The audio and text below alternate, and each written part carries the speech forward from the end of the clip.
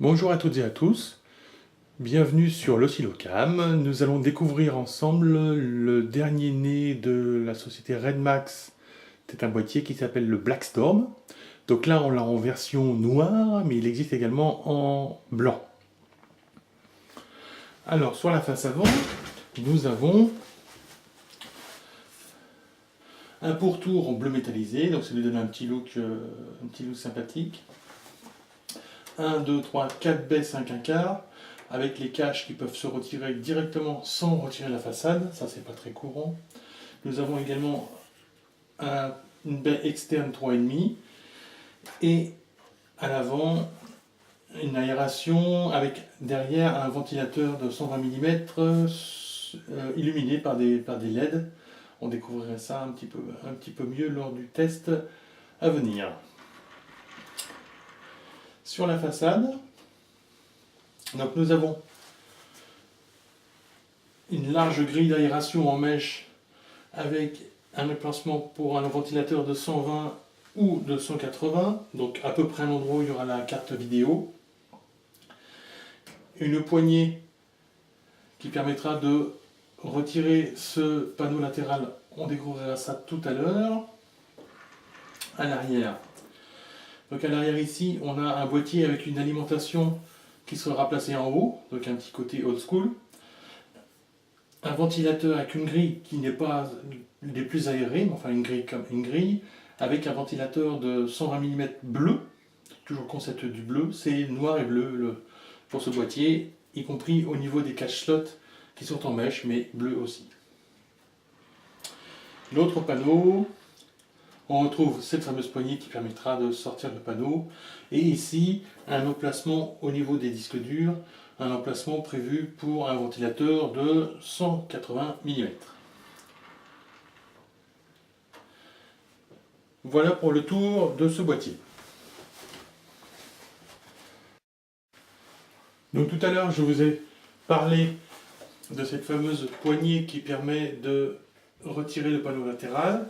Donc tout simple, on fait comme ça, et le panneau latéral qui reste solidaire du boîtier, il est sur charnière. Donc on découvre à l'intérieur, donc le ventilateur 220 mm, les cache slots toujours bleus. On continue dans le bleu avec des systèmes de fixation sans vis en 5 1/4, en 3,5, la cage de disque dur. On verra qu'elle a également des particularités, ça ce sera lors des tests. Je vous laisse quand même quelques petites surprises. Voilà, l'intérieur est tout noir. Et on découvre en fait qu'il n'y a pas d'espace libre pour y fixer le ventirad. Et pourquoi? Tout simplement parce qu'en fait, le concept de ce boîtier n'est pas une installation, on va dire, ordinaire. Et pour ça, il va falloir que l'on ouvre l'autre panneau latéral gauche et vous allez mieux comprendre pourquoi. Allez, c'est parti, je passe juste devant la caméra, vous voyez bien, donc là, je retire la poignée, et voilà. Voilà donc ce Blackstorm avec ces deux panneaux ouverts. On va s'attarder un petit peu plus sur le panneau de droite, celui où on y fixe la carte mère, puisqu'en fait, on a un second plateau à ce niveau-là, qu'on peut désolidariser encore une fois, donc on peut carrément le sortir, sur lequel on va fixer donc la carte mère, les cartes filles. On pourra après remettre ce plateau-là sur la paroi latérale, on y mettra tout le câblage qu'on a besoin, et après tout simplement,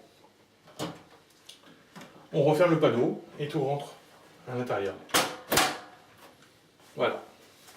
Pareil pour l'autre côté.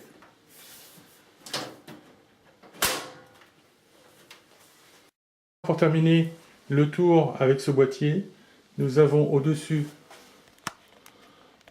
donc toutes les commandes. Donc on a on-off, on a le reset, 2 ports USB mais en 2, ça c'est un petit peu dommage. Micro, haut-parleur et un port SATA.